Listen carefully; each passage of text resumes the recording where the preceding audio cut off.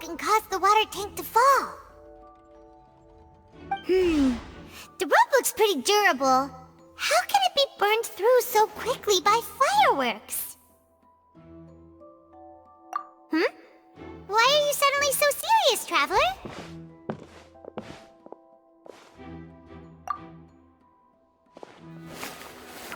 Whoa! Look! This bit is made from different material! Most of it was burned away, but there's still a little bit of it left. Huh. So if a rope meant to hold something was made with that kind of material in it, then that means... Wait! Paimon should write all this down! Let's take notes!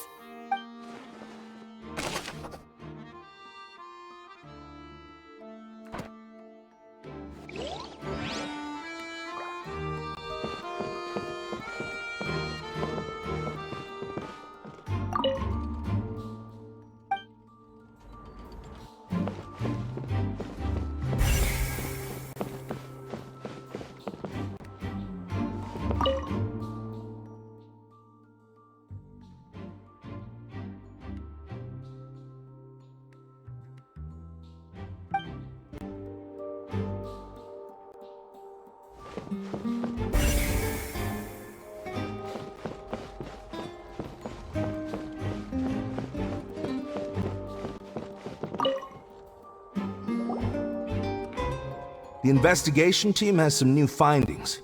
Turns out there's an issue with the random number selector after all. See, I told you. What if the machine picked some big guy's seat? You think the murderer would have still made his move then? Sorry to interrupt, but we're helping Linny and Lynette with their side of the investigation. What were you saying about the number selector? There's something wrong with it? You're trying to help them? That'll be a tall order. Linny used the machine to pick a random member of the audience during his performance, right? The lucky girl that later disappeared. Well, we thought there might be a serious problem with the machine, so we had it taken away for further inspection. It turns out that the seat number it picked wasn't random at all. The machine picks that same number every time.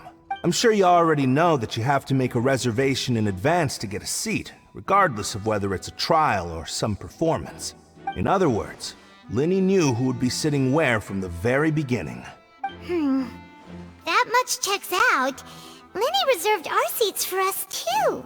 Bet you see why I was saying it'd be tough to make a case for Linny. Even though it's bad for Linny's case, Paimon had better write it down.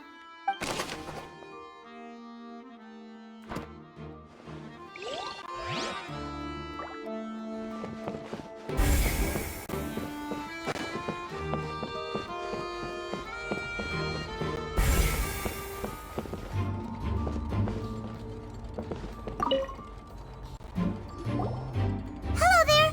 What are you investigating? Oh, this location has also been cordoned off because the Magic Troop members are currently considered prime suspects. The investigation team is still collecting evidence. The seats were all booked in advance, so we were able to deduce the missing woman's identity by checking the guest list. Sure, it's not like this is confidential information. We will publish it later anyway when we petition the public to help us find the missing person. Her name is Halsey. She's a painter from Fontaine who's made a bit of a name for herself. Apparently, she wasn't a regular at the Opera House, but she'd been feeling some pressure with her work lately, which made her decide to come see the magic show. The Magic Troop members all claim not to know her. We have looked into her social connections. It seems that she has no personal grievances or conflicts of interest with the suspects. Simply put, she wasn't related to the Magic Troop at all, which matches the features of the previous serial disappearances. Were the victims of previous cases also chosen at random? That's how it seems to us, in any case. Apart from the fact that they were all young women of around the same age range, there really weren't any other connections between them. Okay then. No need to be so formal. If you do happen to see the missing girl, please be sure to contact us. It is of utmost importance that we get to the bottom of these disappearances.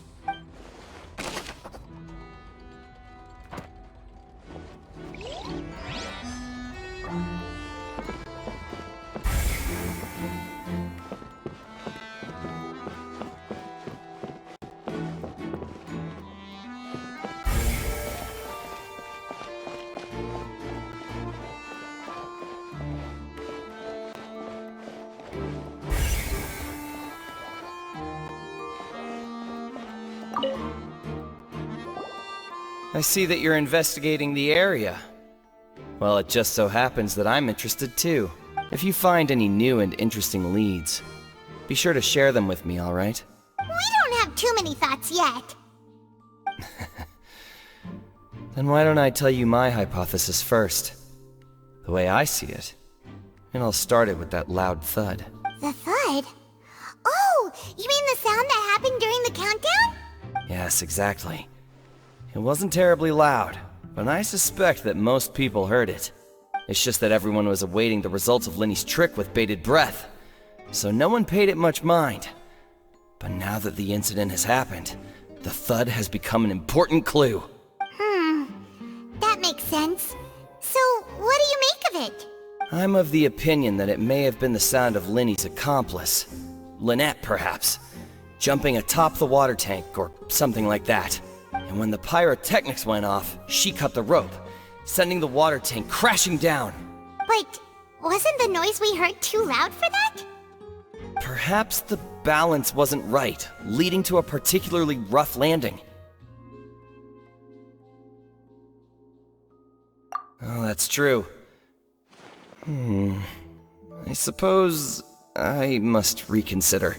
That does remind Paimon, though. What was with that sound?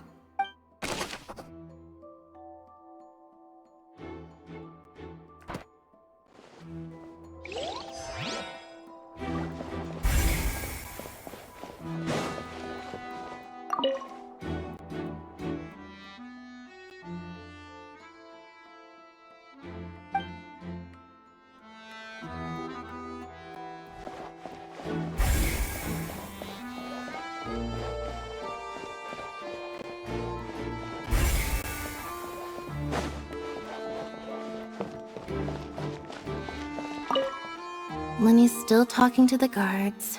It seems he'll have a lot of explaining to do. I think someone will be assigned to monitor us later, but that's alright. Lenny's still talking to the guard. Lenny's still talking to the guard. I think someone will be...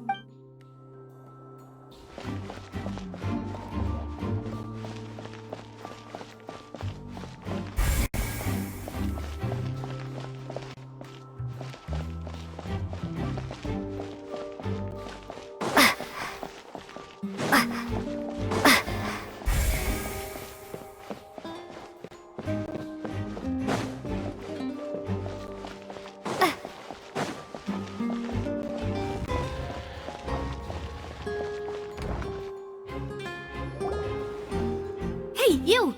Yes, both of you! Over here! I've been keeping an eye on you for a while now. Huh? You mean us? That's right. If I'm not mistaken, you're also among those who wish to cut down the thorns and pursue the truth. No? And by the looks of it, you're not from Fontaine. Well, you're right on the more about that one, but who are you?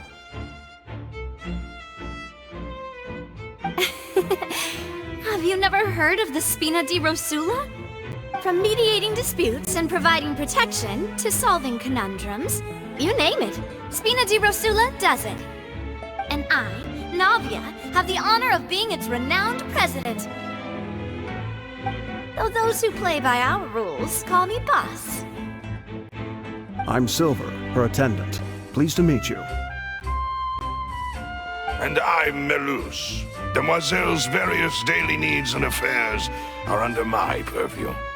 Huh? Boss? Demoiselle? What gives with the names? Well, I am the second generation president. Melus and the others are still used to my previous title. My apologies, Demoiselle. Should you prefer, boss, I will endeavor to use that instead. No need. You don't have to call me boss. Just Navia is fine. Okay, if you say so. Not that we're members of Spina di Rosula anyway. All merely trifling details. Never mind. Now, back to the situation at hand. That's right. I've always kept an eye on the serial disappearance cases. My interest stems from a matter back from my father's time. Judging from the look of things, I find Linny an unlikely mastermind. Really? We think so too! That's why we're looking for clues now. But how did you come to that conclusion? Intuition, naturally. My unparalleled intuition. Farina sure was quick to point the finger at Linny without any decisive evidence whatsoever, wasn't she? But that's not uncommon for her. If you remember, the Justice had to interrupt her and ask if she was pressing charges just to keep her from getting carried away. Anyway, a trial begins the moment someone levels charges. And, of course, there was no way Farina was going to back down in that situation. Sounds more like you just don't trust the Hydro Archon. Well, what's your opinion? I must admit that she can be interesting at times, but liking her doesn't mean that I'll blindly agree with her. All right, I've answered your question. Now, it's time you answer mine. Wait a minute, did that answer count? Well, I say it does. But don't worry, you won't hear any pointless questions from me. In your opinion, do you think it's right to treat a trial like it's an opera? Well? And why would that be?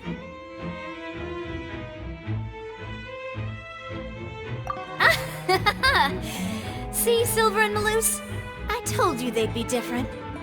Most astute of you, demoiselle. I too think that the Traveler's response was most excellent.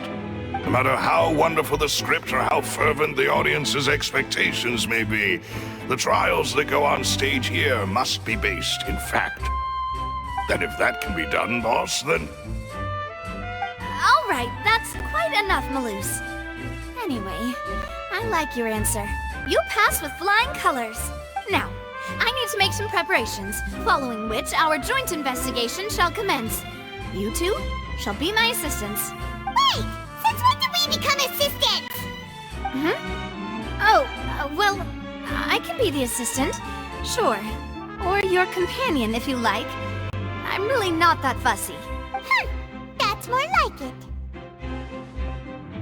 Far be it from me to brag, but I believe that Demoiselle's intuition will be instrumental in uncovering the truth. You wish to save a friend from false accusations, and we wish to unravel the disappearances. In this sense, our goals are aligned. You have a point. You're quite the talker, aren't you, mister? And what about you over there? What do you think? You seem like you've got something on your mind. I have nothing to add. Oh, alrighty then. We'll be making some preparations first. Just be sure to let us know if they start revealing Linny's tricks. Thanks!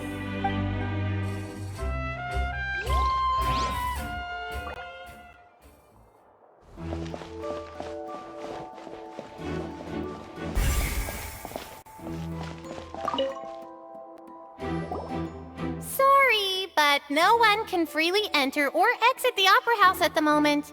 If you wish to leave, you must register your identity with us first. No, we're not leaving. We're representing Linny and Lynette as attorneys, so we're investigating the case. Were you always guarding this entrance? Yes, after the Chief Justice gave the order, everyone coming in or out must undergo a strict inspection. So, the missing girl couldn't have left from here. At least, not from that point on. I doubt there was much opportunity then, either. How can you be so sure, Well, because I was in charge of security near the entrance at that time. I couldn't see Linny's performance from here, which was quite a shame. Just my luck. But still, I did not abandon my post, and I stayed put no matter how loud the applause was. If someone had so much as even approached the door, I would have noticed it, let alone if they had tried to leave. We Melusines are good at that sort of thing, you know. So, it's safe to say the girl couldn't have left through here. Alright, thank you for your help. This will be useful info.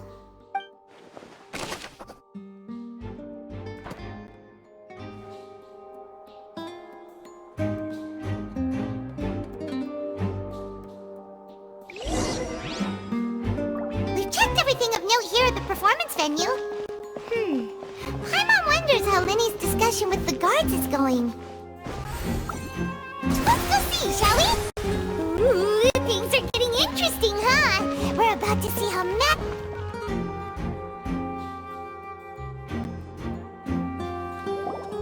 Understood. Then I will be going with you.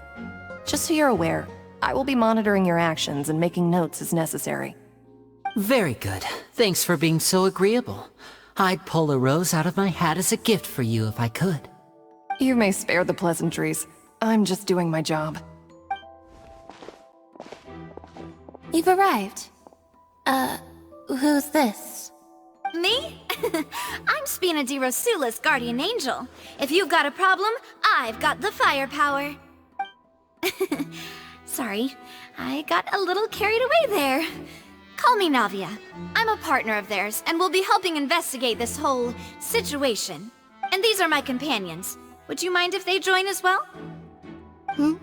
Fine by me. Oh, new helpers? I would be most grateful. Well, let's just say we're tagging along. It's not every day you get to see the secrets behind magic performed on such a large scale. I appreciate your kind interest. Come with me. We'll be heading below stage. Huh? Below stage? Yes, a world of secrets is hidden beneath this magic box, prepared specifically for this switcheroo trick. But before I reveal everything, you should have a look first. Notice anything strange here?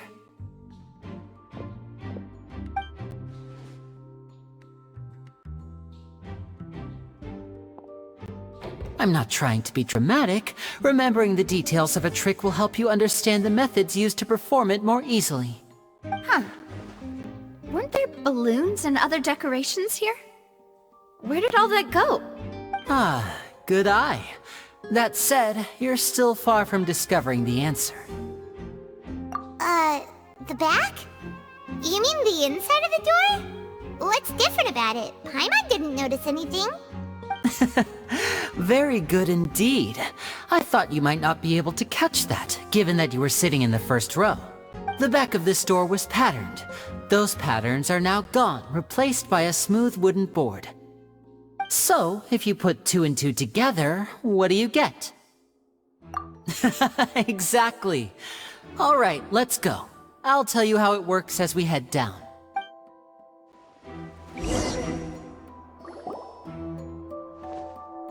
Oh, so there was a passageway under the magic box! I knew you'd figure out most of it as soon as you saw this place. The 2 magic boxes are positioned right above the 2 entrances of the tunnel. See this flatbed trolley? The box with the lucky audience member in it would be shuttled over to the other side using the trolley. This trolley can raise and lower and even rotate, ensuring that the box will face in the right direction. I see. So that's the purpose of the box inside another box. Precisely. The inner box would descend after the audience member was put inside and be moved along the trolley, all while the outer box would remain on stage as if nothing had ever changed. So that's how you did it! Once the box was lowered, the trolley would store some energy through this device here, with which it would complete the rest of the steps. The audience member would only be able to feel some slight movements in the dark, and by the time she walked out, she would already be back on stage. Right! You were talking that whole time, and you even came out for a moment near the end! Ah, yes. A phonograph operated by Lynette was used to achieve that effect. My assistant and I had already scripted our conversation beforehand. When the countdown began, I had already gone to the opposite box via a tunnel using that ladder. And what about Lynette? Where was she? I was in the mezzanine space in the back of the box. Oh, interesting! That's how we were able to coordinate Linny's lines with the assistant. And, by the way, I was the one who walked out of the box at the end. I mean, we are twins. All it takes is a change of clothes and no one can tell who's who. And that's my favorite part of this trick. Only Lynette and I can perform it. So that's how it all worked! Wow, every detail you revealed was more amazing than the last! Lynette would briefly walk out of the box and then go back in, jumping into the tunnel and escaping before the box on the trolley could finish ascending. And then I walk out of the other box in the audience area, and the trick would be complete. The operative word here being would. But as you saw, Cal was in the box, not our audience member. She, on the other hand, mysteriously vanished. We really don't know how that happened. If not for that interlude, this would have been an astonishing trick. I probably never would have figured out how you pulled it off. And yet, to think that someone was able to use this magic trick to commit a crime. Could we have a look around? I think we can come up with some more leads. This is the scene of the crime, so Linny and Lynette are not permitted to stay here. I'll escort them back up. Yes, of course, no need to be so strict now. I won't disappear into thin air, you know. Thanks, everyone. We're counting on you.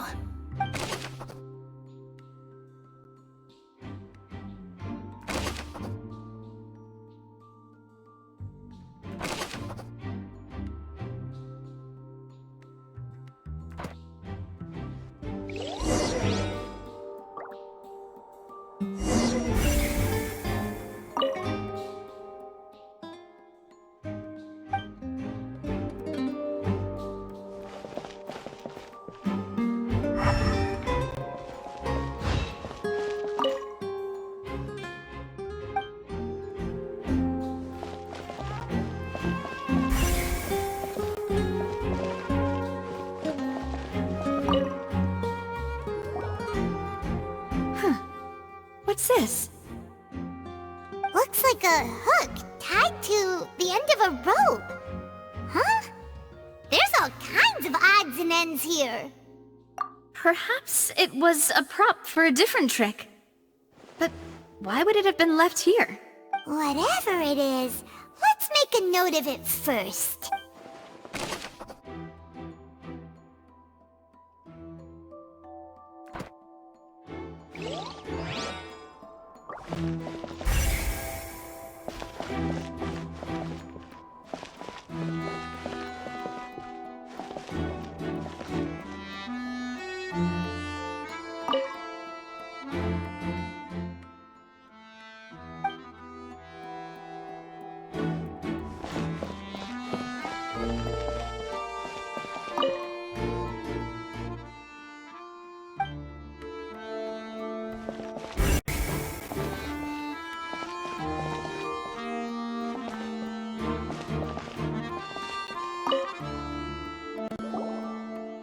Oh, these are the clothes that the lady chosen from the audience was wearing, right?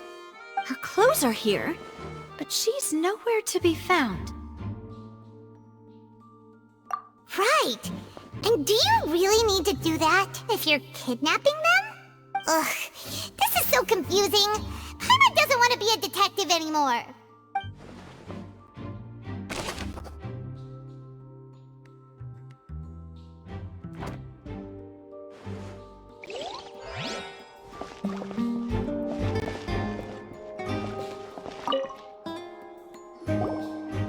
The floor is wet. Please be careful not to slip. Speaking of which, why would there be water here? Oh, Paimon knows!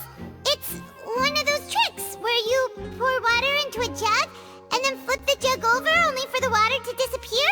And here's a broken vase! Huh. Did the trolley knock it down while moving? That can't be. The trolley moves along tracks from start to finish. It couldn't have hit the vase at this distance. Let's note this down too and think about it later.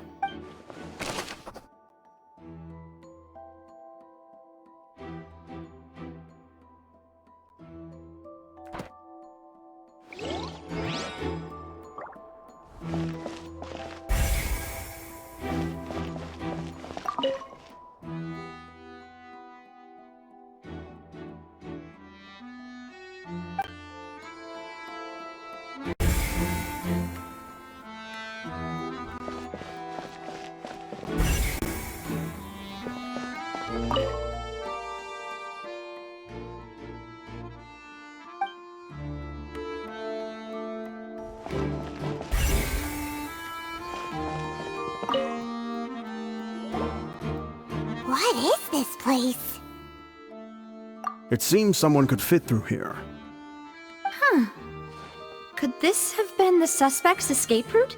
Alone, perhaps.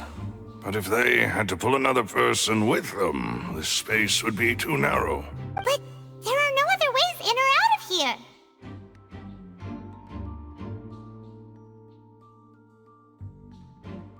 Oh, you're right! Let Paimon write that down.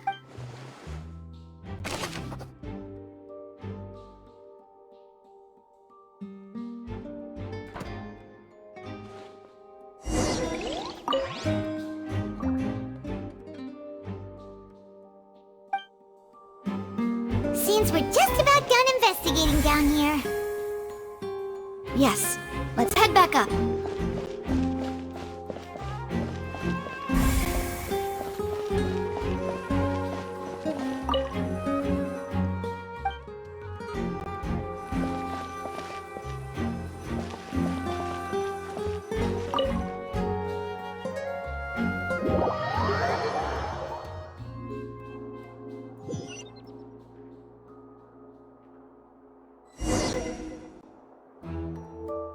Well, we've ascertained the state of the crime scene. Let's find a place to sort out our findings once Malus returns. Seems to me that there are several things that don't add up here. Apologies for the wait, demoiselle. So, what did the guards say? Did the criminal escape through the vent? They believe the odds of that are very low, since the vent leads to the Opera House's basement. The guards have checked the area carefully. No one left through the basement during the performance or after the incident, and no one was found hiding there. So the tunnels become like a secret chamber then! You know, like the kind you usually see in novels! The plot thickens. Halsey's disappearance and Cowell's death are both quite inexplicable. No wonder Farina was so confident in her accusation. All the current evidence points toward Linny and Lynette. In other words, the charges are very likely to be upheld unless we make some considerable progress. Charges and then trial. So if the charges are upheld, they'll announce a sentence? That's right. This is how a trial goes in the Opera House. During the proceedings, the Chief Justice and the Oratrice will hear statements from both sides. That's right. This is how indemnitium is produced. The statements from both sides, the defenses from attorneys, witness testimonies, and even the audience's emotions will all be projected on the Oratrice. To put it simply, it's as if the Oratrice has its own will, and is a judge in its own right. This also precludes any kind of favoritism on the part of the Chief Justice. Not that this has ever happened anyway. Once both sides have finished speaking, the Chief Justice will make his final decision. This, too, will be used by the Oratrice as a reference.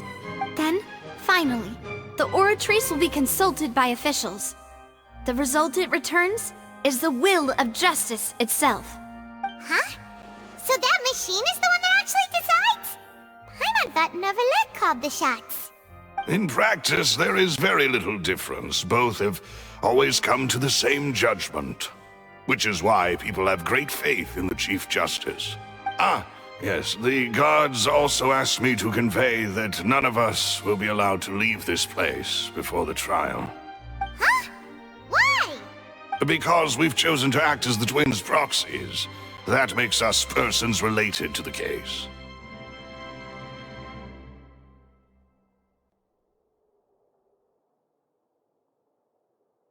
They're concerned that we might be colluding with outside parties, or that we might find outside help to disrupt the case. And even if that were not so, it could prove problematic if we happen to spread key information about the case ahead of time. I'm ready to break out at any time. Whoa! There's no need for that! Paimon thinks they have a point. That said, are they providing food? Of course. I just hope you don't mind the lack of options. I'm afraid that catering to all tastes is not in the cards, nor is any guarantee of balanced nutrition. In that case, let's just sort out our findings together here. Pity. I was hoping to take you to try some of Fontaine's famous desserts, too. I mean, what better way to properly think through our findings than over some tea and sweets? Huh. Breaking out suddenly doesn't seem like such a bad idea after all. Just kidding, just kidding. Paimon will still do her best, even if there are no snacks. What do you mean, no snacks? Of course we'll have snacks. If we cannot buy some, then we'll simply make some. Huh? Here? But how? Understood, Demoiselle. Everyone, please come with me.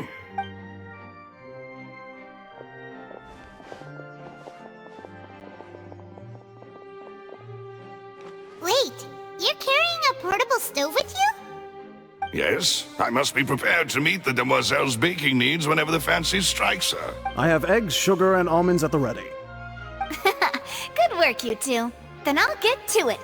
Please sit tight for a moment. You'll get to taste my awesome snacks soon enough. These three are quite the interesting group.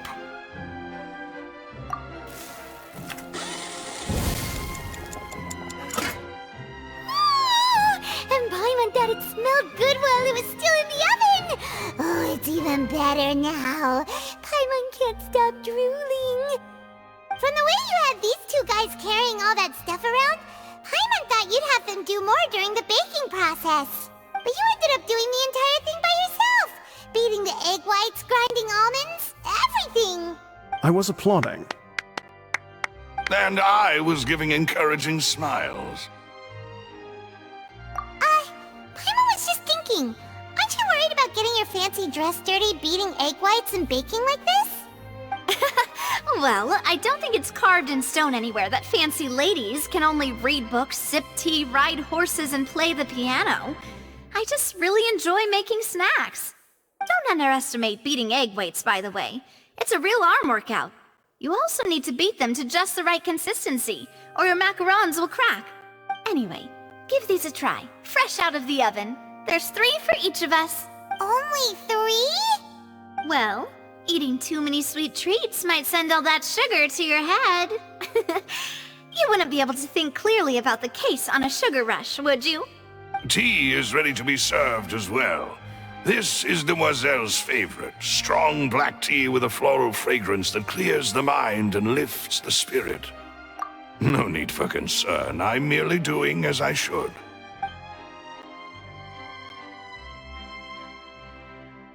All right then, down to business. As Paimon mentioned previously, the tunnel seems to be something of a secret chamber. However, we can assume that Linny and Lynette were not alone within it. Some criminal also occupied its sealed confines. The magician twins could have committed the crimes, of course, but they lack any logical motive. Exactly! Why would they do such a thing right when everyone was watching? The flower vase and the thud we heard during the performance could indicate some altercation between Halsey and the criminal in the tunnel, resulting in the shattering of the vase, the discarding of her clothes, and her abduction. Perhaps the criminal thought that since she was chosen from the crowd, she would be too easy to identify if she was still wearing the same clothes. Paimon thinks that makes sense, but the real trouble is... True. None of the clues we found thus far support the existence of this third person.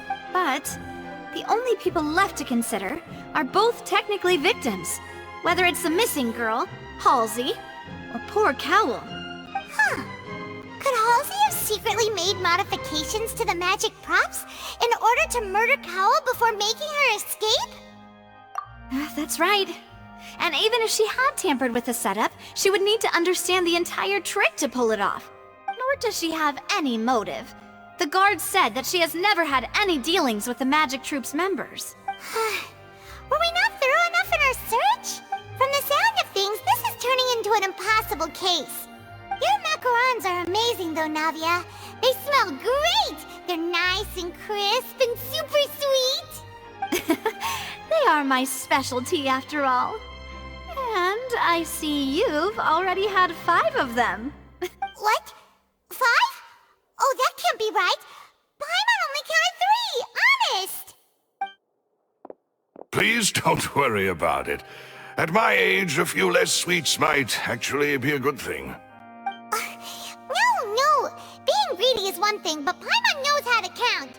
Besides, Paimon knows that if she ate too many, then others wouldn't have enough. Wait, even you don't believe Paimon? How could you? If Paimon ate those 2 extra macarons, then may they turn into stone in her stomach! Alright, we get it. Well, I suppose one of us might have gotten too engrossed in our chat and eaten them by mistake. No big deal. Malus, set up the stove again if you would. Huh? What are you doing? Making sure everyone gets 3 macarons, of course. Exactly. We don't want to trouble you.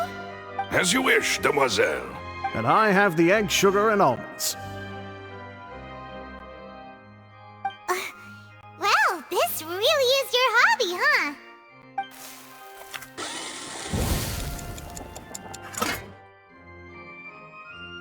Well, that's it for snack time. I'm going to have another look around the area. I don't know what we're looking for yet, but we've still got some time. As attorneys, I suggest the 2 of you think the case over again. It would be awkward if you got all tongue-tied on stage during the trial. Alright, thanks for your help, and for the snacks. It was nothing. A small task for the Spina di Rosula. Silver, Malus, it's time to go. I'll be back if I find anything new.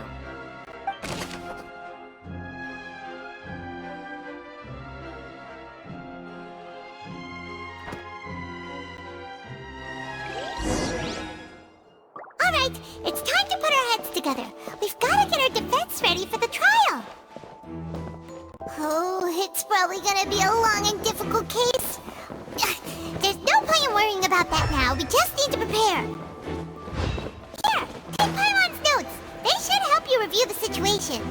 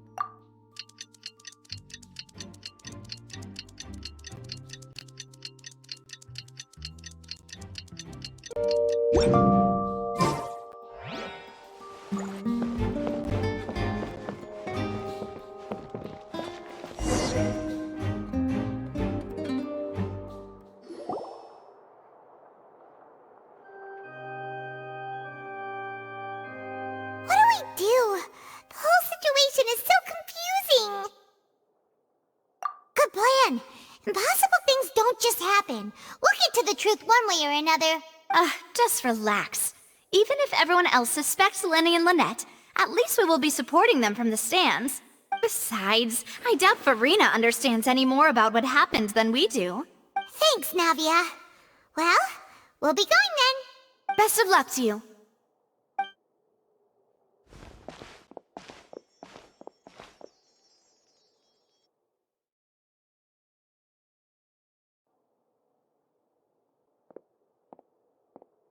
Ah, finally, you're back.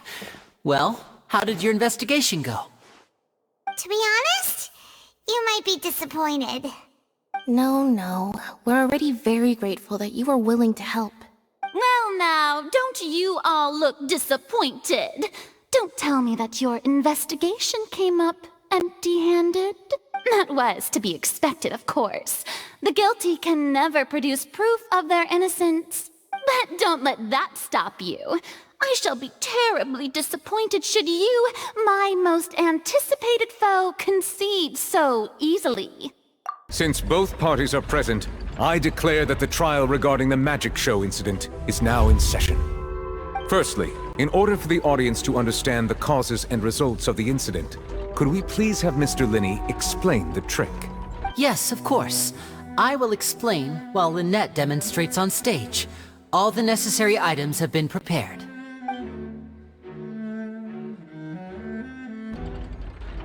Thank you, Mr. Linney.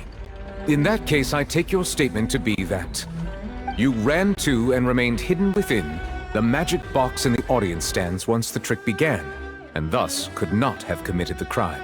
Is this correct? Yes, that's correct, Your Honor.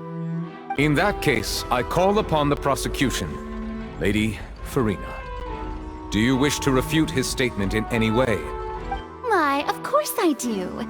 Allow me to take the first shot and break this case wide open. Mr. Linney is clearly lying. There is no way you could have been in the box the whole time if you were to abduct Halsey and murder Cowell. In fact, I'd say you were hardly in that tunnel at all. That is simply your hypothesis based on the presumption that I'm guilty. Oh, is that so? And if I may ask, what did you hear while you were inside your box? The roaring countdown of the crowd, of course. That's how I kept track of the time and built anticipation for the finale. And you didn't hear anything else at all? Nothing that might leave an impression of any kind? No, nothing. I see. But when the count reached 30 seconds or so, there was a thud. One so loud that I believe practically everyone heard it. Huh? Hey, hang on! Something's not right here. Yeah, I'm sure he could have heard a noise that loud from inside the box. I was right by the box, and I definitely heard the thud.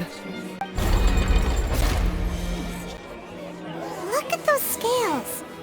Could those mean... Well then, ladies and gentlemen, allow me to use the words of the magician himself. You never know what can happen in the blink of an eye. Indeed, it seems his alibi can also collapse in the blink of an eye. Of course, I have armed myself to do far more than smash your alibi. Confidence cannot go unfounded, and my foundations are rock solid.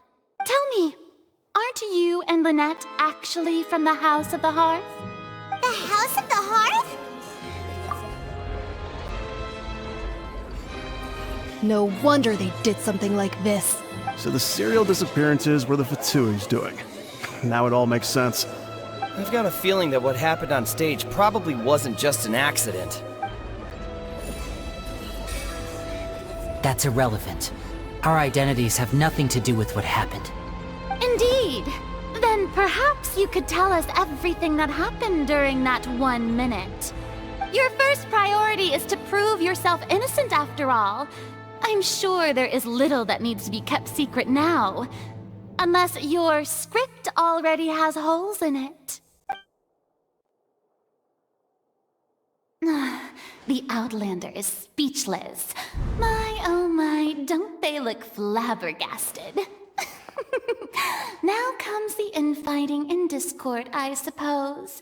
This was almost too easy. Good thing I made all those preparations. Seems the all-nighter I pulled last night is really paying off. Hey, Linny! Why didn't you tell us this before? Order! Order! Mr. Linney, allow me to re-establish the facts.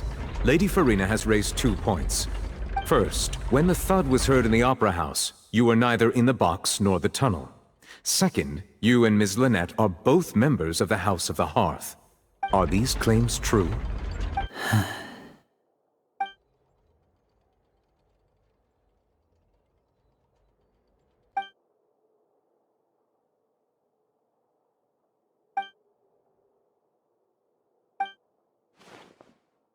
Please answer my question, Mr. Linney.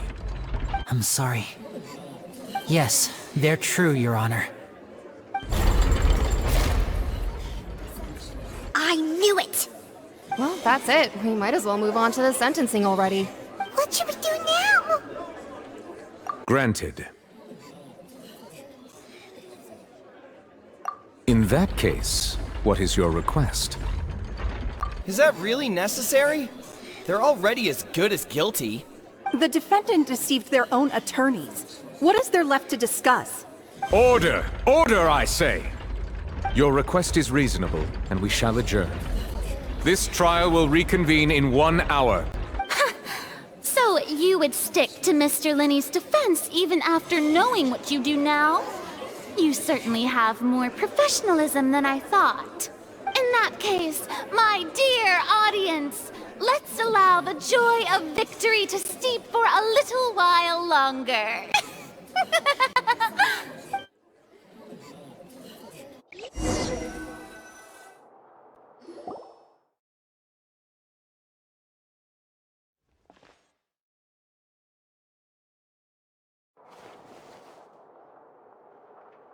Well, this is awkward.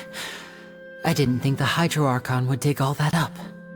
I'm sorry, Traveler and Paimon. Yeah, sorry. Paimon doesn't know where to start. We trusted you two. We based our entire reasoning on the assumption that you weren't bad guys.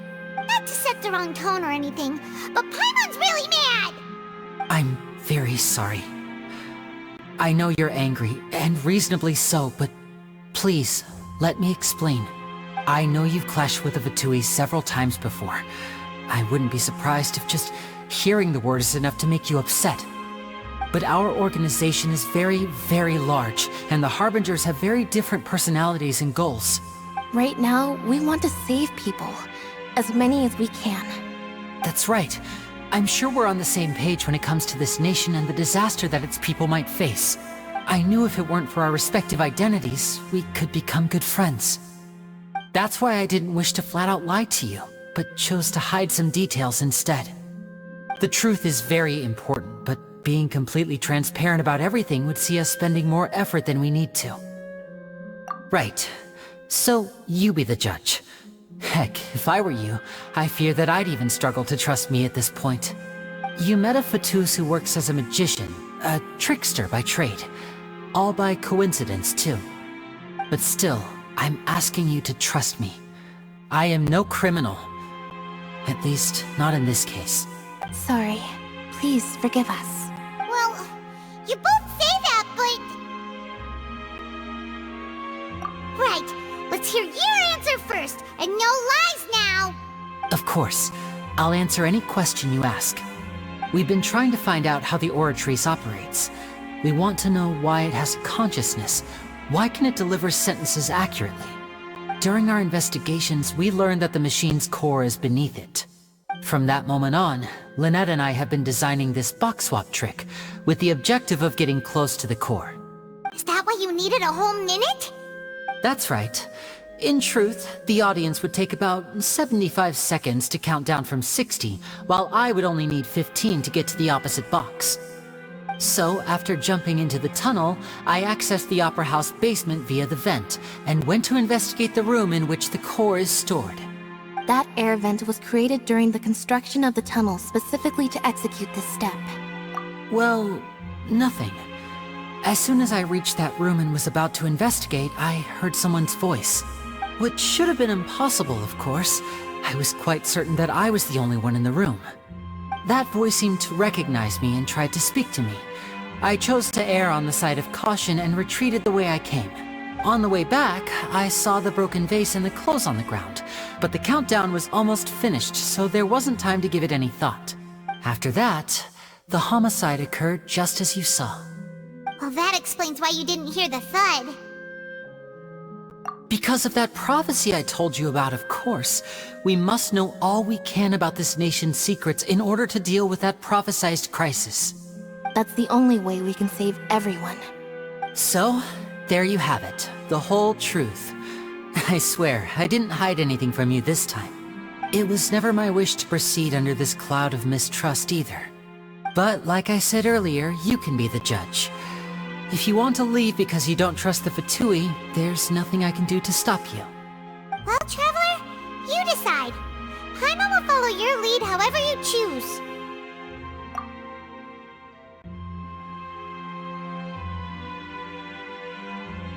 Okay, thank you. Thanks for giving us a chance. The current problem problem is that the scales are tipped pretty badly against you two.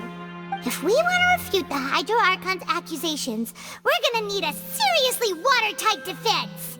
Huh? Oh, Paimon thinks she gets what you mean.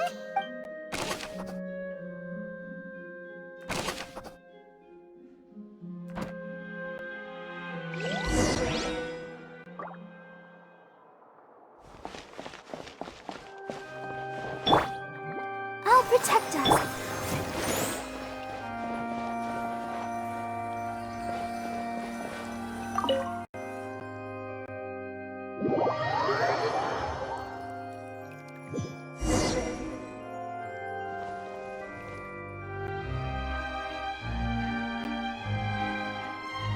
Both parties have returned to their positions. Let us continue the trial. When last we left off, Mr. Linney acknowledged the new evidence presented by Lady Farina as fact. Therefore, Lady Farina may continue stating her reconstruction of the events. Ugh, that took long enough. Now then, if everyone would lend me their attention. At this stage, let's revisit that scene from Linney's perspective.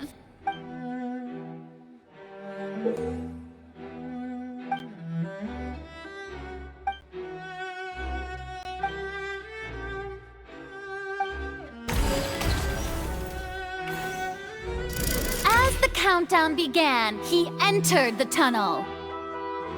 When the flatbed trolley passed, he opened the box and got into an altercation with Halsey, which caused the loud thud. He did not realize that this sound could be heard by everyone in the opera house, which is why he claimed earlier that he could not hear the sound. Finally, he used the vase to knock her out, before making her change clothes to prevent others from recognizing her. At this time, Cowell arrived in the tunnel, having heard that strange noise, and caught Linney red-handed. So Linney proceeded to knock him out too before stuffing him into that box. Afterward, Linney passed the unconscious Halsey to his accomplice through the magic box in the audience stands, before operating the devices such that Cowell's death would be ruled an accident. And there you have it. That's the truth behind what happened. Does the defendant's side have any objections to Lady Farina's description of the events? The key to refuting Lady Farina is the order of events. What Linney experienced and what he saw.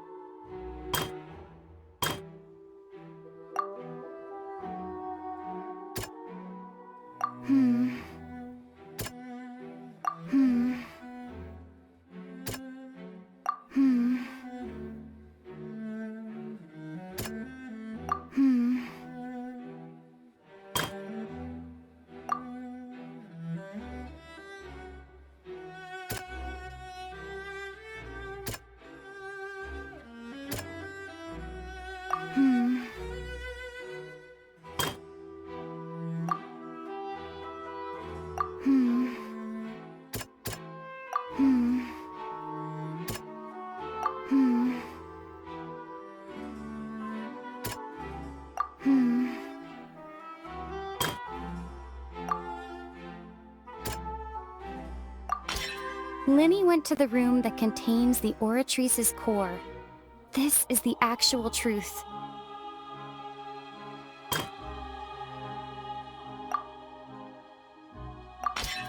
According to Linney, he left via the vent after entering the tunnel. He couldn't have had that altercation with Halsey.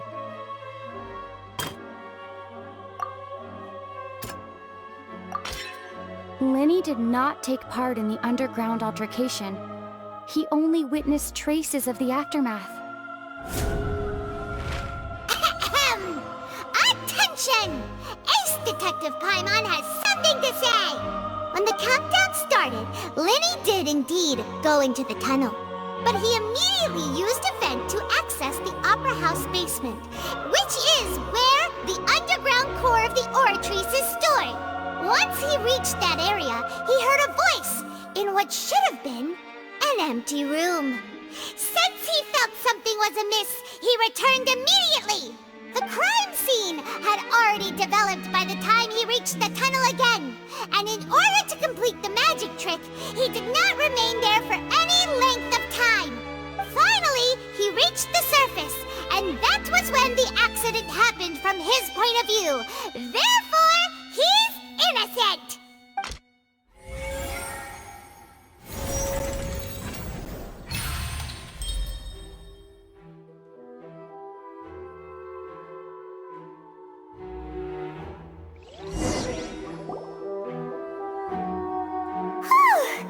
Paimon did it! Paimon actually managed to say all that! Wasn't it awesome? In other words, you believe that he knew nothing of the incident? That's right! My reasoning?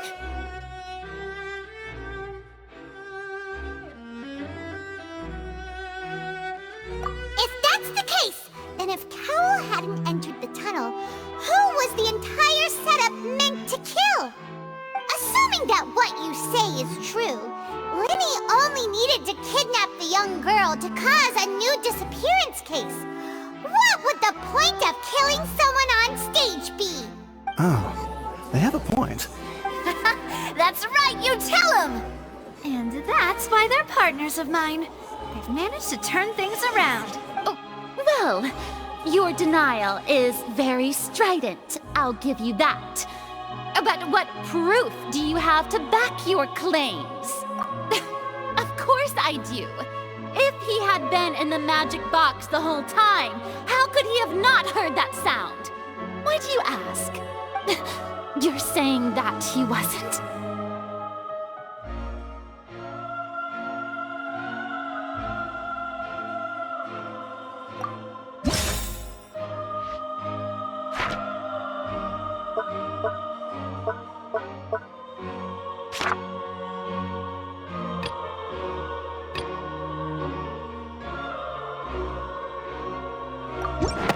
Are you sure we don't need to give this more thought?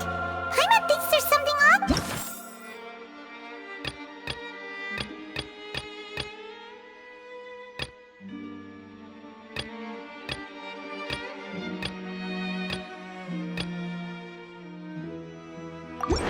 Are you sure we don't need to give this more That's right! Lenny wasn't in the box or in the tunnel. That's why he didn't hear anything strange during the performance. This means that when the crime happened, Lenny had already entered the basement via the vent. The same clue you used to disprove his alibi has now become the best proof! How do you like that? Well played. To think you'd use such logic. Well then, if it wasn't Lenny who committed the crimes, then who was it?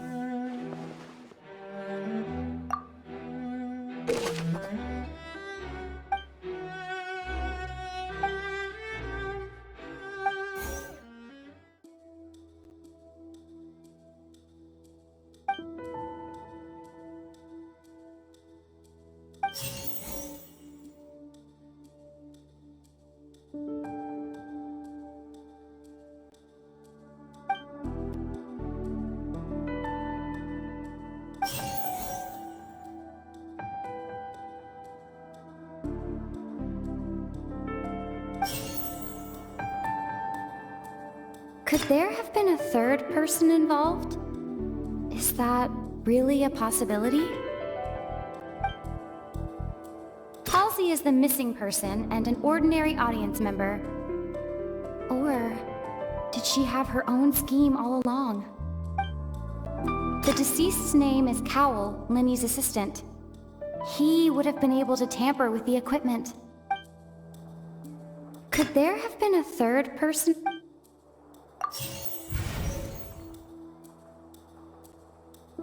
Halsey is the missing person.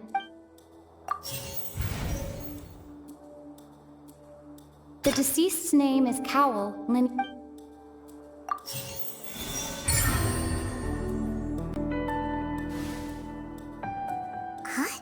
Huh?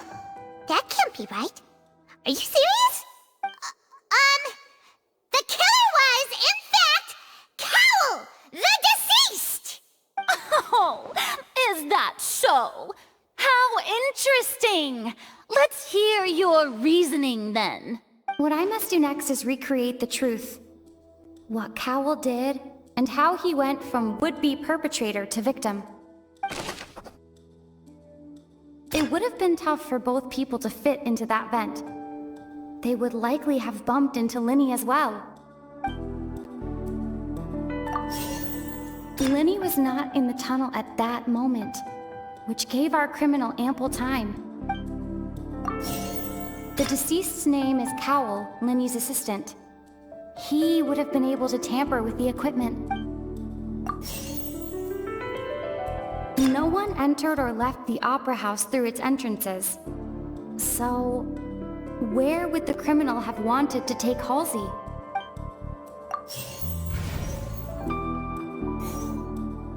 Lenny was not in the tunnel at that moment, which gave our criminal ample time.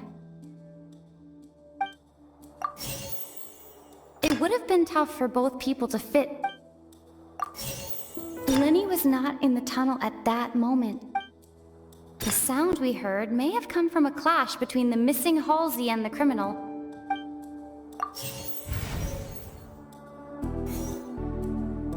No one entered or left the Opera House. Halsey's clothing was in the tunnel. So, there must have been some fear that she would attract attention.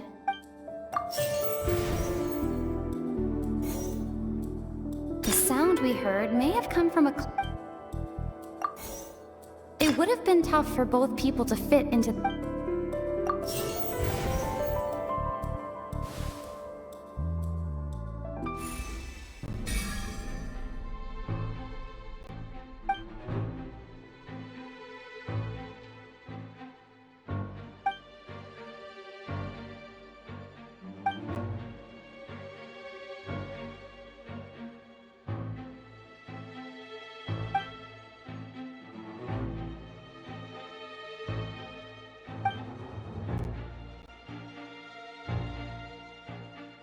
What's wrong, Traveler? Are you still having trouble figuring things out? I see how it is. So this was all just a bluff. And here I thought you had something to show for it. But it seems you're still far from the truth. Look, since we're at a dead end, why not consider a different track? Just like the trick as it transpired, the end result must have been utterly different from the magician's initial design. If only we knew how Halsey disappeared.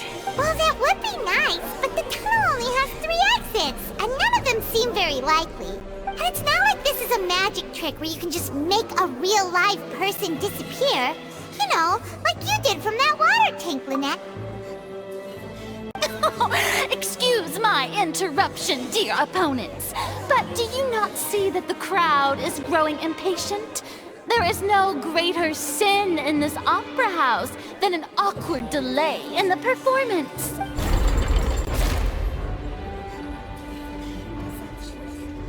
If the defense is unable to make further effective arguments, we will move on to the next stage of the trial.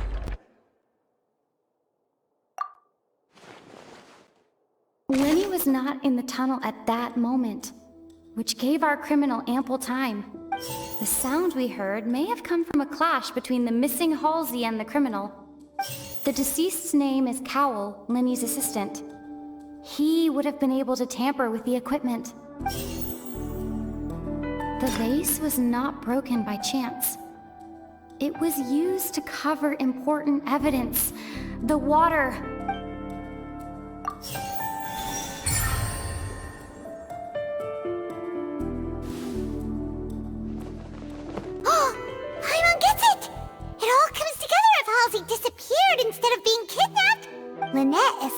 from the water tank, vanishing gradually and leaving only clothes behind.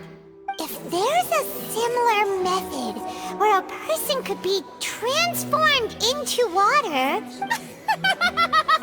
Oh, just a moment, please. I do hope you know how preposterous you sound at the moment. How could a person ever be transformed into water? This is reality we're talking about here, not some magic trick. Must we really? I should think that of anyone. Your friend Linny already knows this truth very well. Magic tricks are ultimately just illusions and misdirection. But Halsey's disappearance is very real. We're talking about two completely different things. Even so, I trust the Traveler's judgment. The truth must be out there somewhere. Perhaps some new line of reasoning may open if we try to gather all the focal points that don't make sense. Since Cal was the deceased, we haven't placed much attention on him. But given that we aren't making much progress with the case, it wouldn't hurt to have a look at his belongings, would it? People really do come up with all sorts of harebrained schemes when at the end of the rope. The way I see it, your suggestion that we broaden the scope of our investigation is nothing but a tactic for stalling the trial. Nevertheless, I believe that this is a reasonable request on the part of an attorney. Since the trial does indeed appear to be at an impasse, I believe that additional evidence may help us make more progress. Guards, please step into the lounge and examine the personal effects of the deceased, Cowell.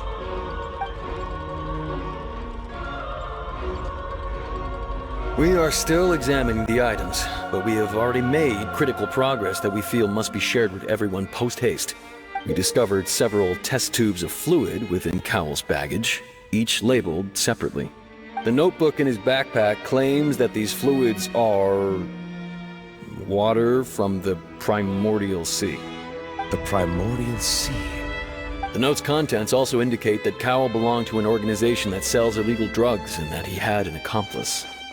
The notebook has many entries concerning safe usage of these fluids, in which the keyword dissolve appears many times. One of these tubes was labeled Opera Epiclese, along with yesterday's date. It is empty. The notes also state that these dissolution properties work exclusively on people from Fontaine. It's likely that Halsey was chosen as some sort of test subject. As such, we believe that the defense's hypothesis is, in fact, supported by sufficient evidence. You've gotta be kidding! People dissolving into water? Could something so ridiculous actually be true? Wait a moment. This reminds me of a certain prophecy, but it's just a coincidence, isn't it? Huh. If people can become water, does that mean that the water tank's real use was as a means to hide water stains? And if Cowell was targeting that girl... Wait just a minute. Could that mean...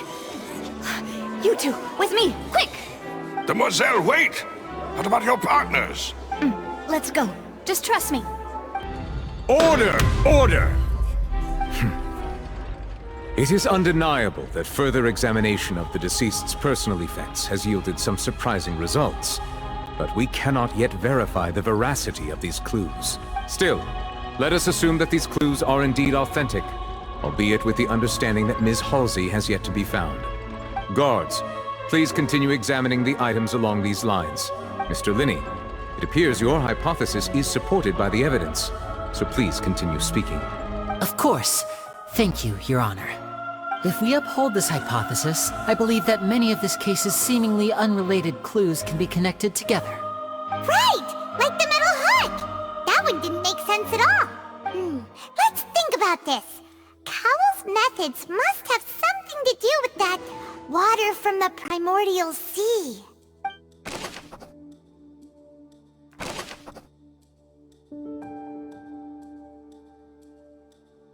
The deceased's name is Cowell, Linny's assistant. He would have been able to tamper with the equipment.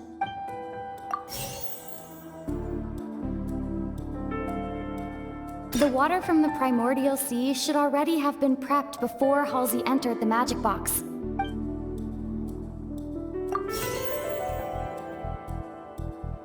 The water from the primordial sea should already have been prepped. The rope that strung the water tank up was lit by the fireworks and cut. As such, the focus here is on the water and not the tank.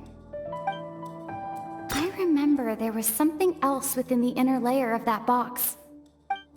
Lynette was in the magic box on stage the entire time. Did she have something to do with this? Now it seems like the hook rope was not meant for another magic trick. The water from the primordial sea should already...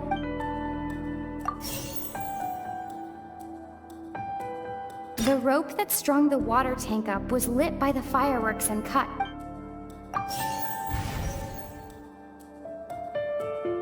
I remember there was something else within the inner layer.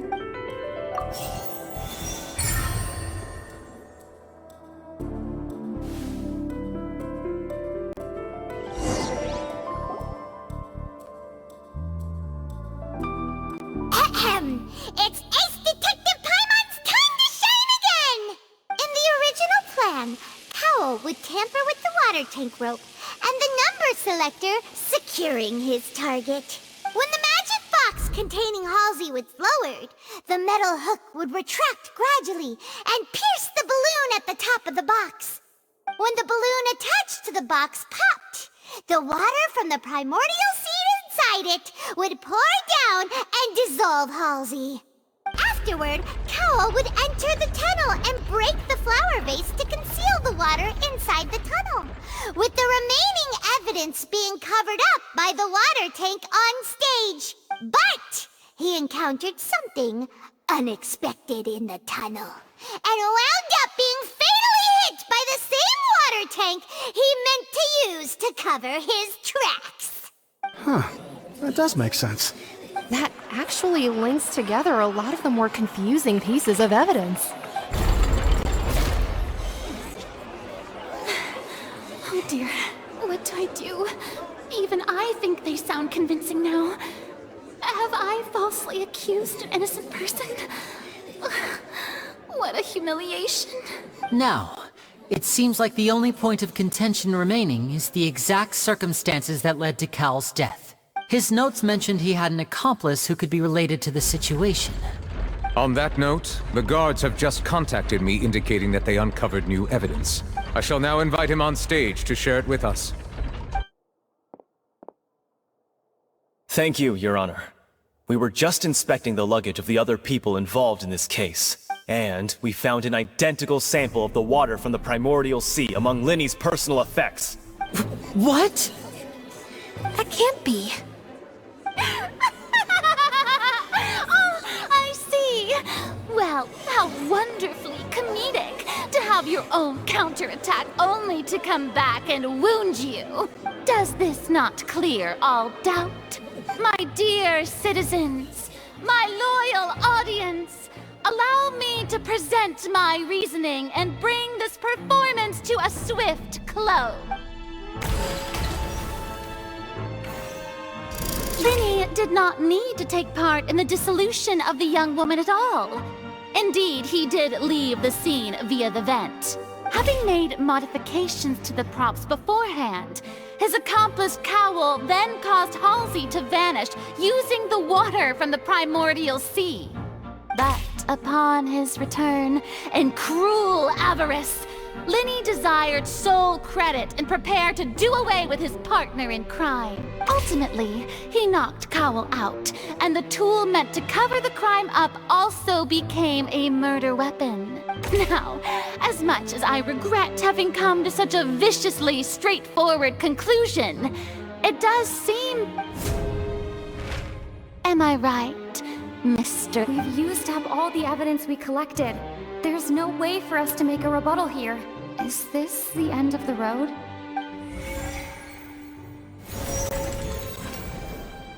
Oh no! Paimon can't think of anything either. It doesn't look like there's any way around this. Seems using the water as new evidence was too good a move. Why did this have to happen now? I think we've all seen enough now. And we have ample witnesses to my flawless reasoning. I I believe this is indeed the finale! Now then, my good, noble Chief Justice, should we not, in your view, move... Excuse me, everyone, but I must interject! Miss, I must ask you not to shout, and to respect the ongoing legal proceedings.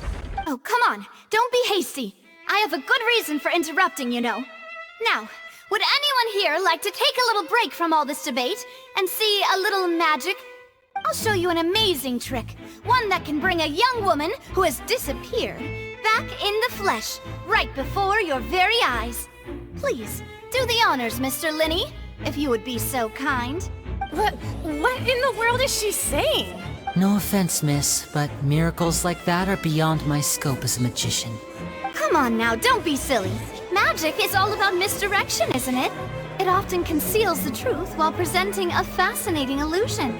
But once everyone believes the illusion, can't magic reveal the truth to them once again? And wouldn't such a trick be the most marvelous finale to today's performance? Come on, Linny and Lynette, give it another go. Don't worry, Spina di Rosula has made the necessary arrangements on your behalf. But, as the magic makers and stars of the show, I think I should leave the final performance to you. I understand.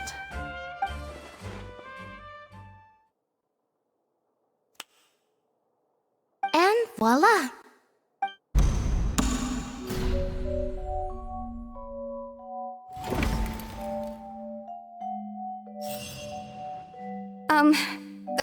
Sorry for the interruption. Wait, isn't that Halsey? So the whole thing about people dissolving wasn't true after all? To be clear, I'm only here because this person told me that if I testified, the merit of doing so would lessen my sentence. I was hiding outside this room listening to the proceedings because I was afraid that I would be the one put on trial. I was just feeling happy that no one had noticed me, and then before I knew it, she caught me. That'll teach you to underestimate us three. Where should I begin? I'm sorry. I'm the one who killed Cowl. I admit it. What? Why? Firstly, my name isn't Halsey. It's Lillian, and I'm originally from Mondstadt. I heard that Linny's show was gonna be a real thriller, but I missed the chance to buy a ticket, so I stole one. That's how I make a living. I steal stuff here and there. And I'd never been caught before. But I was noticed at the harbor a few days ago, and I barely got away. Lenny was the one who caught me in the act. Hey, no wonder you look familiar. So you were the thief! Liddy even mentioned that you were pretty skilled. Well, and I thought that would have been the end of it, but then the number selector chose me. He even mentioned the Fortress of Meripede. That's a prison, isn't it? So you can imagine how shocked I was. I thought he was onto me for sure.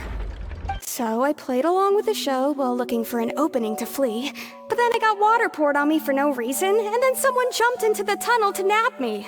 I wasn't going to take that lying down, so I knocked him out and stuffed him into the box. There was nowhere to run from there, though, so I had to change my clothes and hide in a box containing performance costumes. I slipped out after the first guard arrived at the scene and continued hiding inside the opera house. Can a person even hide in there?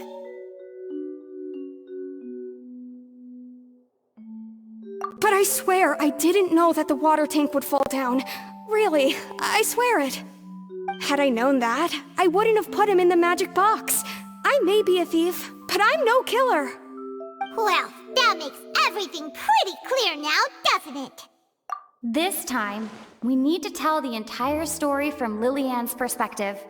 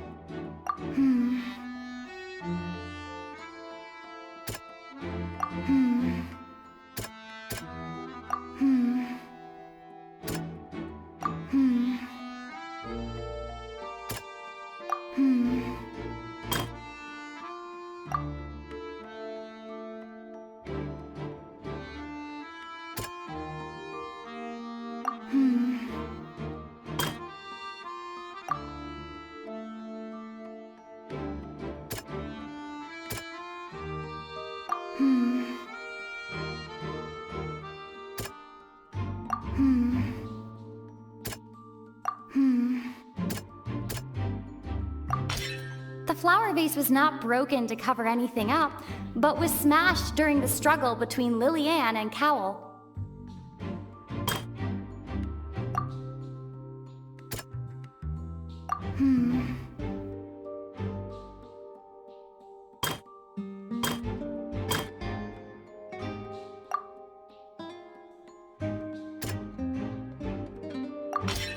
Lillian was afraid that she would be recognized if she left, so she changed clothes and hid, biding her time. Just what one might expect of an experienced thief.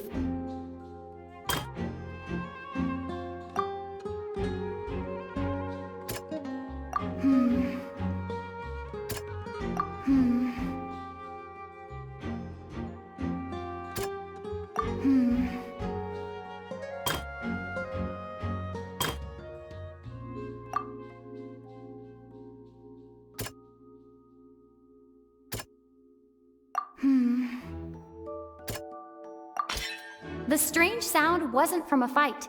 It was Lillian's attempt to break out when she was frightened. And it's Ace Detective Paimon time! Having been selected out of the blue, Lillian panicked. Her panic only intensified after she entered the tunnel and had water poured on her head. So she kicked the door open, producing the thud we all heard. Hearing the commotion, Cowell leapt into the tunnel, only to discover that Lillian had not dissolved. He did not know that Lillian was not from Fontaine, but was a thief who made her way in by stealing a ticket. Mistakenly believing that the water from the primordial sea needed time to take effect, he tried to force Lillian back into the box. The two broke the flower vase during the struggle, but Lillian came out on top, knocking Cowell out and putting him in the box. With no way of escaping, she changed her clothes and hid in the costume trunk until the performance ended.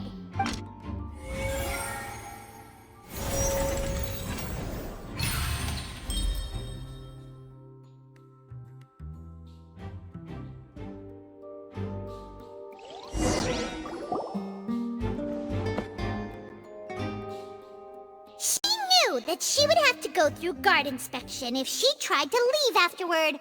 So, she has been trapped in the Opera House these last 2 days. She had already become desperately hungry by the time we were chatting over macarons. So, she swiped 2 of them right under our noses. Talk about a sneaky thief. At this point, all the events that happened in the tunnel have now come to light. Ah, so that's the whole story. Bravo! Bravo! Now then, Lady Farina, do you wish to speak against the defense's statements? Please answer the question, Lady Farina. Also, if I may add, the trial has not yet ended. As such, I request that the prosecution not leave the room before the proceedings have concluded. What? Are you reading my mind now? No, I have no further arguments. I admit defeat.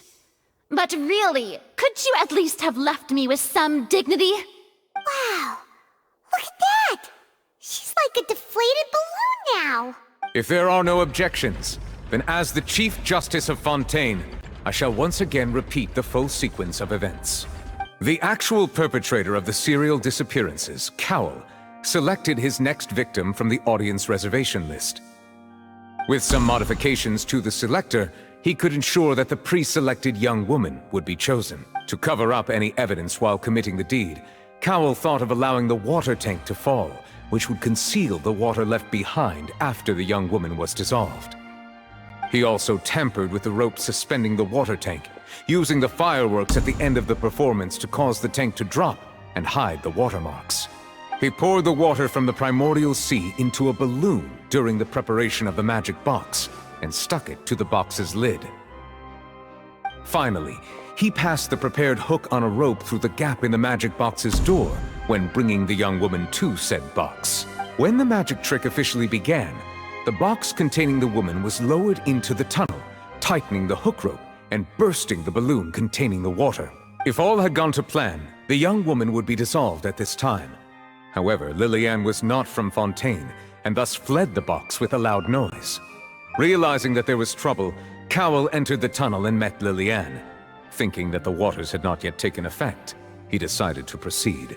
However, his opponent was more capable than he thought, and he was overcome, knocked unconscious, and placed into the magic box, and thus became his own final victim. Lillian, according to her own statements, then changed clothes and hid until the performance ended, before hiding in other parts of the opera house. As for Linny, he was in the underground structures within the opera house, and was thus ignorant of these happenings. From this reconstruction of events, we can conclude that Linny, the accused, is in fact innocent. While there is much in Linny and Lillian's conduct that should still be investigated separately, this case at least can be handed over to the Oratrice to make the final decision.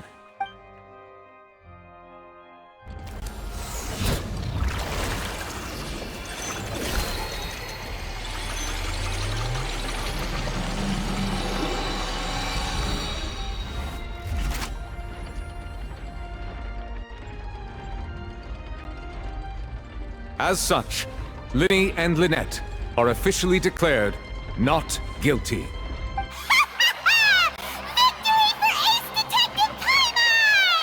Great work, partners.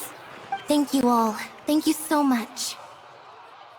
Next, I think we deserve an explanation, Guard Vaughn. How did you find the water from the primordial sea in Linny's baggage? Right! Your discovery caused me to make a serious mistake, you know. Or was that not a discovery, but false evidence that you dare to bring before this court? I suspect that the accomplice mentioned in Cowell's notes was not Linny, but you, yes? I'm sure you know what you must do to lessen your sentence. Speak quickly! Unless you want to earn yourself a one-way ticket to Coupon Town. I was just following orders. We were supposed to place blame for the serial disappearances onto Linny, and thus cause suspicion to fall on the Fatui. The higher-ups said this was the best opportunity to do so. And now that your plan has fallen through, and the secrets of the water have been revealed, you have become a liability to said higher-ups, yes?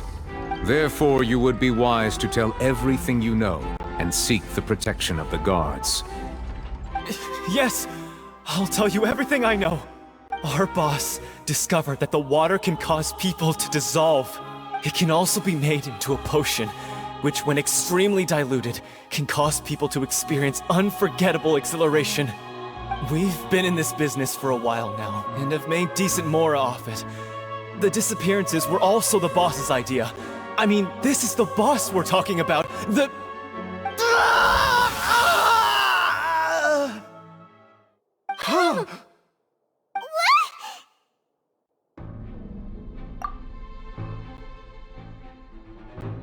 And now he can no longer talk.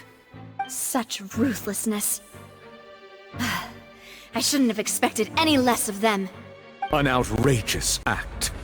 All present, please submit to inspection immediately.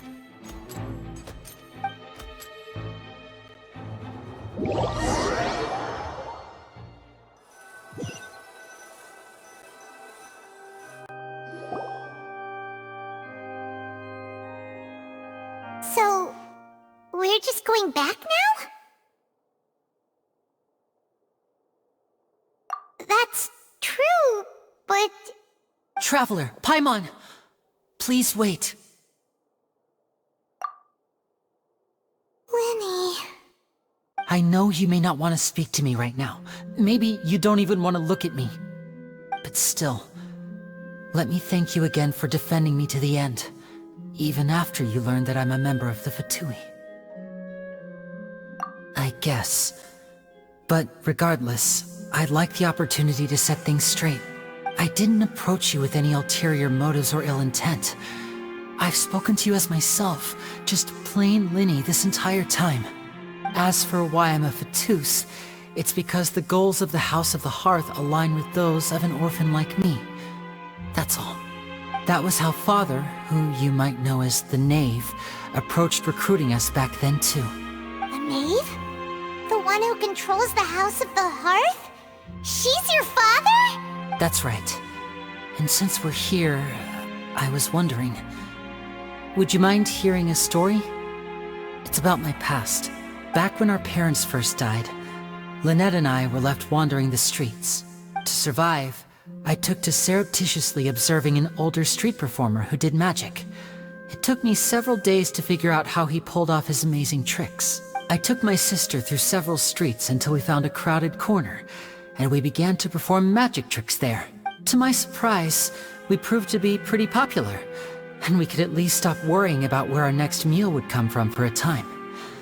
But I didn't want my sister to remain a street rat together with me forever.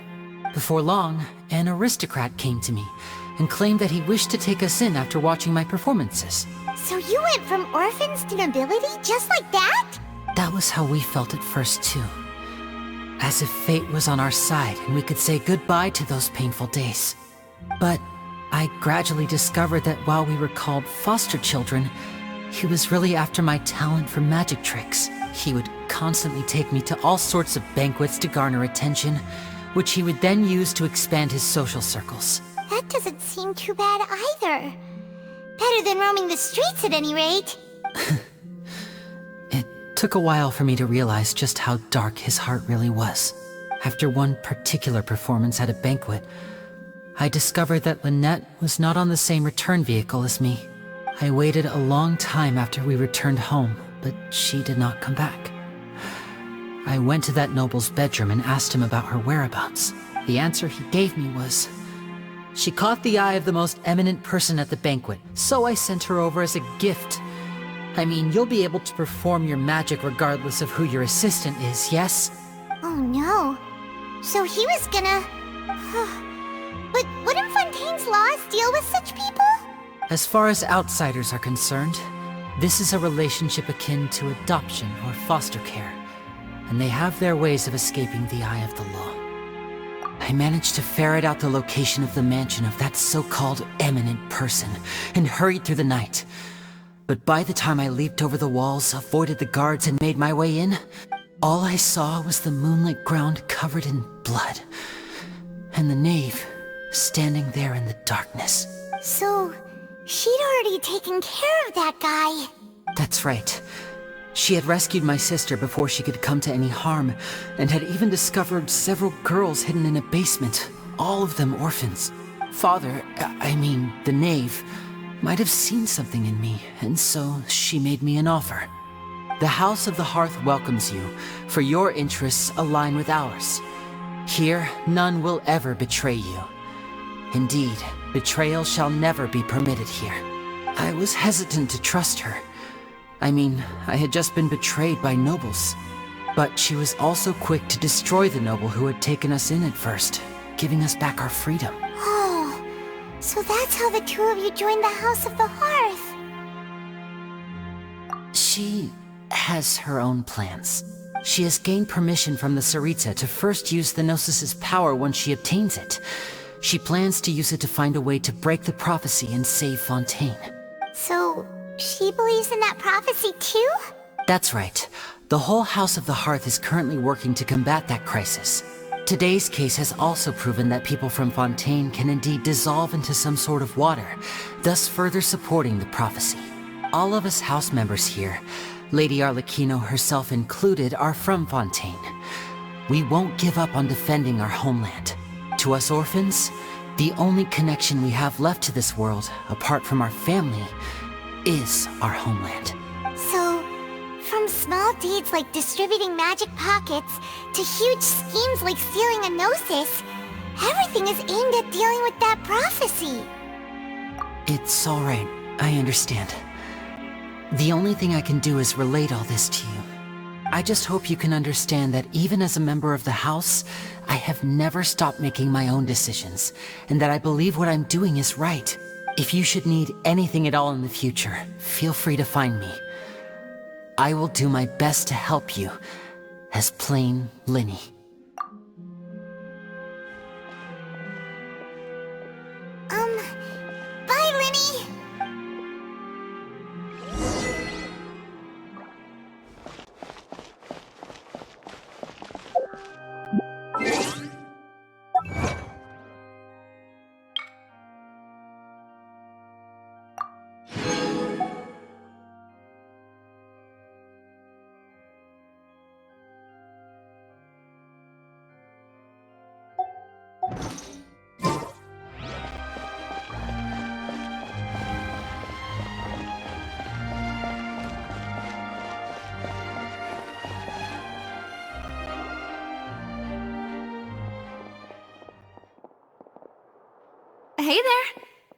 was with the disappearing act you pulled right as the trial ended? Were you looking for us, Navia? Well, this whole thing isn't exactly over, is it? I do feel that we're getting closer to solving the serial disappearances case, though. Don't you think so, too? Huh? What's wrong, my dear partner?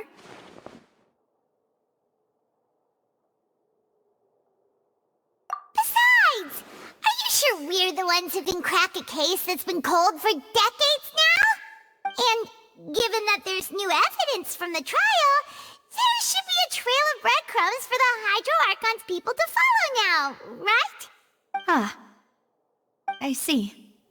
Well, I won't lie. I'm a little shocked to hear that from you.